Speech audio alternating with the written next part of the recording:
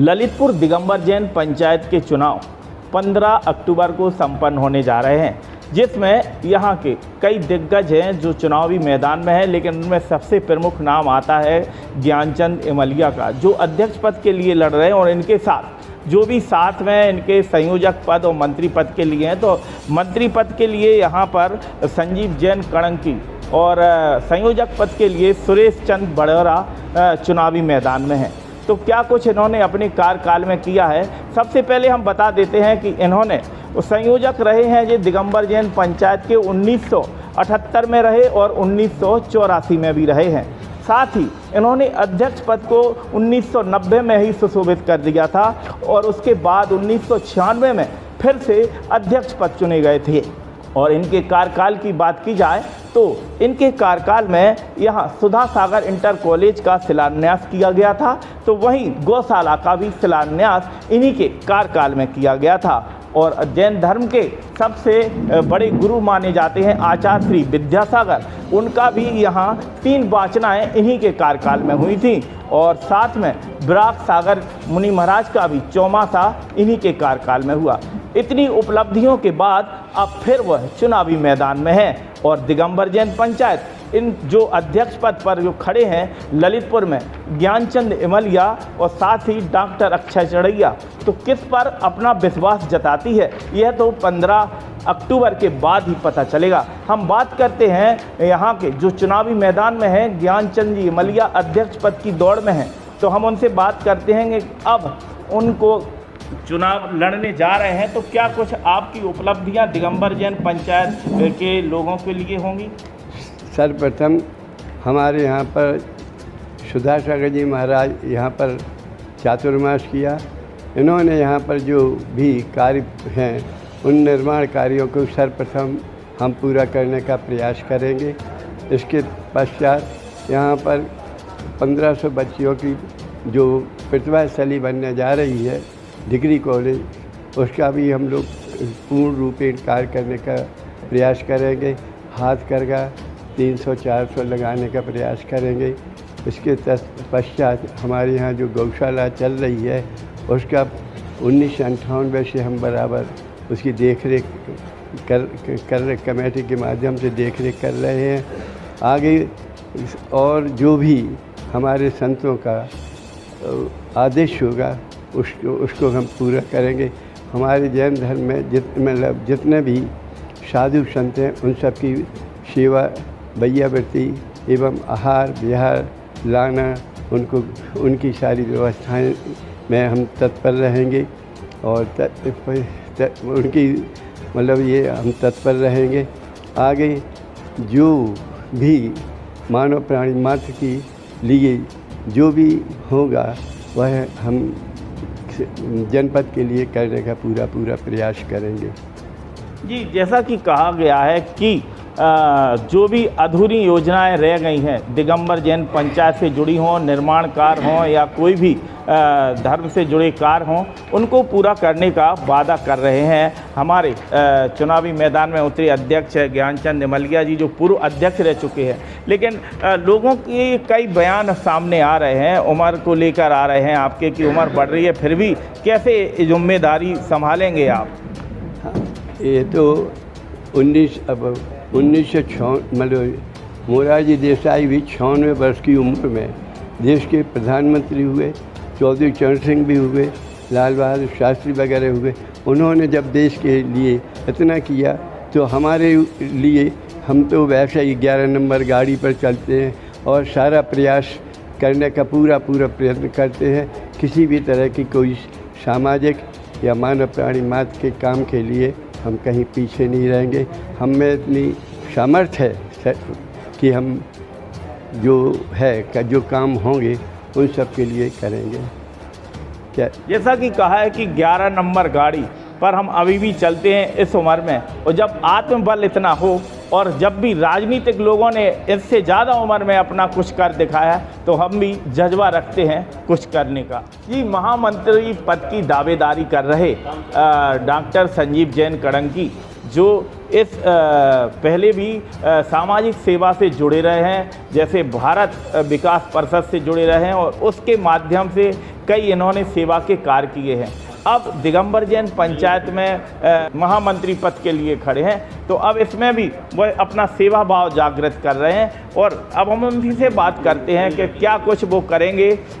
कई क्षेत्र हैं, शिक्षा के भी क्षेत्र हैं, उसमें भी अभी तक जो देखा गया है तो शिक्षा के क्षेत्र में जनपद ललितपुर की दिगंबर जैन पंचायत द्वारा कुछ उत्कृष्ट कार्य नहीं किए गए हैं। लेकिन हाँ, आचार्य श्री के आशीर्वाद से यहाँ विधवा स्थली का निर्माण तो किया गया, लेकिन यदि हम यहाँ के जो दिगंबर जैन पंचायत के पदाधिकारी रहे हैं या अब होंगे, वो शिक्षा के क्षेत्र में क्या कुछ कर पाएंगे, ये भी हम जानने का प्रयास करेंगे।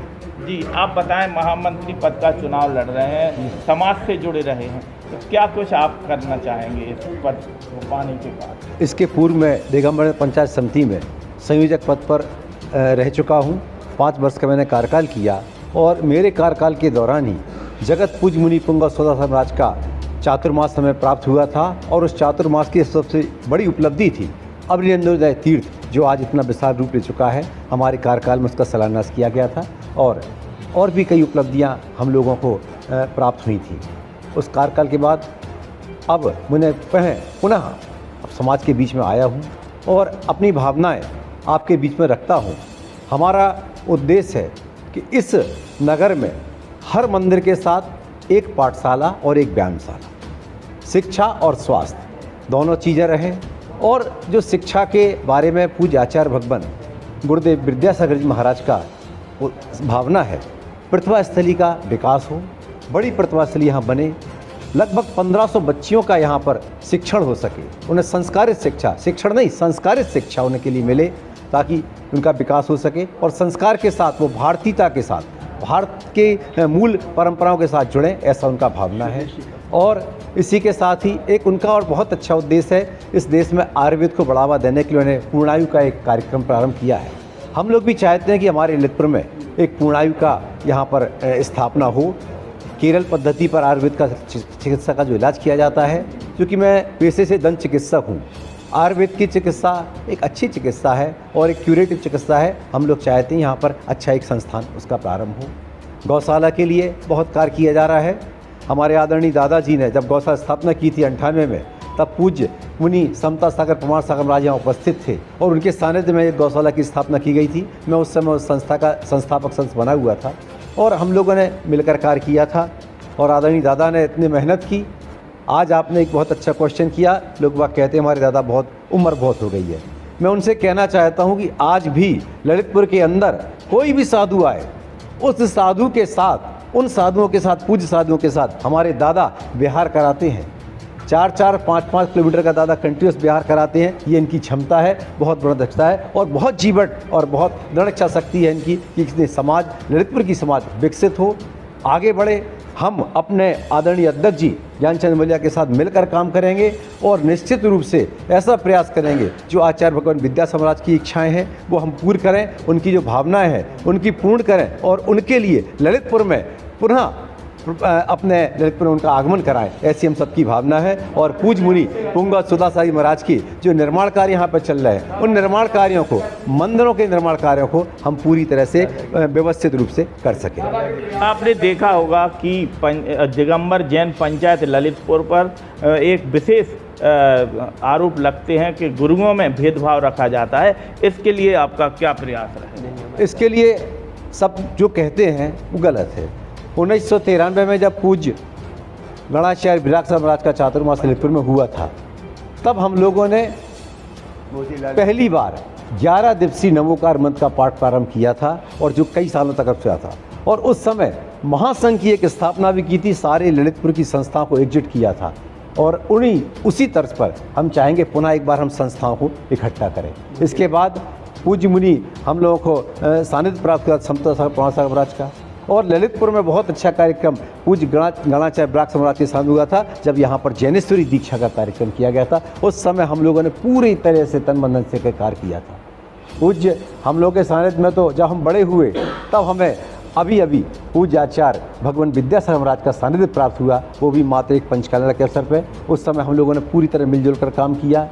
मैं स्वयं व्यक्तिगत रूप से अटा मंदिर जी की बाहुबली वेदी पर प्रतिदिन करता हूँ, शांति हर अभिषेक करता हूँ। और वहाँ पर अभी हाल ही में पूज्य परम पूज्य आचार्य विनम्र सागर जी आचार्य वहाँ विराजमान हैं, जिनके सानिध्य में अभी 45 दिन का बृहत कार्यक्रम किया गया। इसके बाद शांति मैदान कार्यक्रम किया गया और इसके बाद व्रतों के दशलक्षण पर्व पर बहुत सुंदर उनका कार्यक्रम किया गया था। और हमारे यहाँ सबसे बड़ा काम होता है, हमारे अट्टा मंदिर में जब हम विराजमान रहते हैं, ललितपुर में कोई भी साधु संत आता है, हमारे वेदी पर हम लोग कोई भी साधु संतों ने बड़ी सम्मान के साथ लाकर उन्हीं के सानिध्य में अपनी शानदार पूजन कार्यक्रम करते हैं और प्रयास करते हैं कि हम सभी लोगों को उनका पुण्य लाभ मिलता रहे।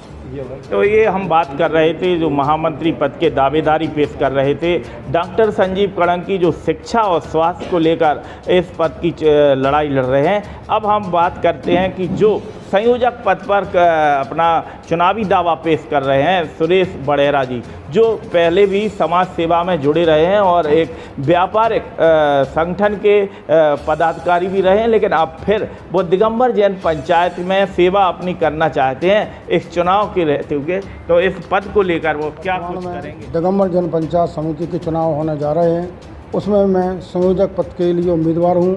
और मैं आज जो हमारी टीम आदरणीय हमारे ज्ञानचंद मलिया जी के साथ में जो अध्यक्ष पद पर हम लोगों ने उनको ज़बरदस्ती आगे लाया है, क्योंकि विगत कई वर्षों से समाज की जो दशा है वो सभी लोगों को मालूम है।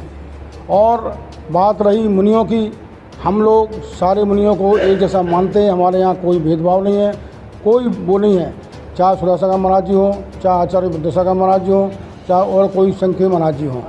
अभी वर्तमान में हमारे यहाँ मुनि पंगा सुदासागर महाराज जी ने शाही पंचायत कराया था, उसमें हम लोगों ने बढ़ चढ़ के भाग लिया है। वहाँ व्यापारिक दृष्टि से हमारे जो महामंत्री उन्होंने बढ़िया चाय की दुकान लगाई, सारे लोगों को फ्री चाय पिलवाई। और ऐसा कोई हम लोगों में उदाहरण नहीं है जो हम किसी प्रकार का भेदभाव करेंगे। सारे साधुओं को हम सम्मान देते हैं और देंगे। आजकल जो वर्तमान में हमारे सारे मंदिर गिर चुके हैं, हमारे पूज्य मुनि सुदासागर महाराज जी ने नए निर्माण के लिए जो देर लपेट हो रही है, अगर हम लोग चुनाव में जीत कर आए तो हम लोगों को जो पहला लक्ष्य है, इन मंदिरों को बहुत जल्दी निर्माण कराकर उनके अनुसार, महाराज जी के अनुसार ही उनके अनुसार पूर्ण करेंगे, जिससे हमारे जो समाज है आज जो परेशान है, बैठने के लिए जगह नहीं है, उनको हम सबसे प्रथम हमारा काम रहेगा। जितने मंदिर यहाँ गिरे हुए पड़े हैं, अधूरे हैं, उनको हम पूर्ण करेंगे। बात रही शिक्षा की, इसके पहले मैं पूर्व कार्यकाल में शिक्षा मंत्री पद पर रहा हूँ। मैंने यहाँ इंटर कॉलेज की मान्यता कराई है और आज वो 3 मंजिल बिल्डिंग जो मैंने समाज से कोई पैसा नहीं लिया है, सारा सरकारी पैसे लेके मैंने खड़ी की है। और हमारे विद्यालय का रिजल्ट प्रति वर्ष प्रथम आता था, आता रहा है, आएगा। अब अगर हम लोग जीत कर आए तो वहाँ एक इंटर कॉलेज की जगह है, डिग्री कॉलेज की बच्चियों की स्थापना करने का हमारा मन है और हम वो करेंगे, क्योंकि हमारे पास जगह बहुत जगह है और ललितपुर के अंदर बच्चियों के स्कूल की बहुत आवश्यकता भी है। और इसके बाद शिक्षा के उसके विषय में मान जो भी हम सामाजिक शिक्षा की आप बात कर रहे हैं, तो क्या है, आप सरकार आप देख रहे होंगे कि कौशल विकास पर ध्यान दे रहे, कौशल विकास के हिसाब से आपका क्या रहा उपक्रम अभी तक? नहीं, कौशल विकास के लिए हम लोग हमेशा अग्रणी रहे हैं और हम तो अपना काम करेंगे। हमारा जो विद्यालय चल रहे हैं उन्हीं को हम आगे बढ़ाएंगे। जो इंटर कॉलेज है उनको हम डिग्री कॉलेज करेंगे, अलग से विद्यालय खोलेंगे। और जो हमारे आचार्य श्री की भावना है, यहाँ पर वो पूर्ण आयु की व्यवस्था करेंगे। उन्होंने मांग की है पूर्ण आयु की व्यवस्था, आजकल हर जगह आचार्य श्री के मन है और उनके मन को साकार करेंगे। आचार्य श्री का मन आज से कुछ साल पहले पूरा हुआ था कि भारत नहीं, इंडिया नहीं, भारत बोलो, वो आज साकार हुआ है, सरकार ने भी साकार किया है। तो जो उनकी भावना है उन्हीं के अनुसार हम यहाँ ललितपुर के अंदर सारे जनत्रों के साथ काम करेंगे।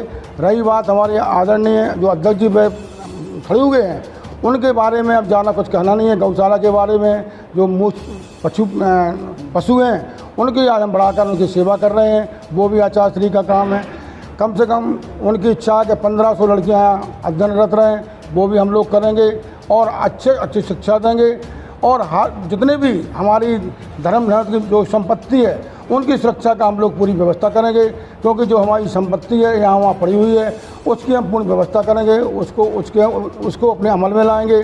और जो भी निर्माण कार्य है, ऐसे क्षेत्रपाल मंदिर दुकानें, हमारे जैनेत्र भाई की दुकानें ख़त्म हो चुकी हैं, उनको मार्केट बन रहा है, वो भी हम बहुत जल्दी डेवलप करेंगे और उनको दुकानें देंगे। किसी भी समाज के जैनेत्र भाई को रोज़गार देंगे, हथकरघा की व्यवस्था करेंगे, चल रही है गौशाला में, इसको और आगे बढ़ाएंगे, साकार करेंगे।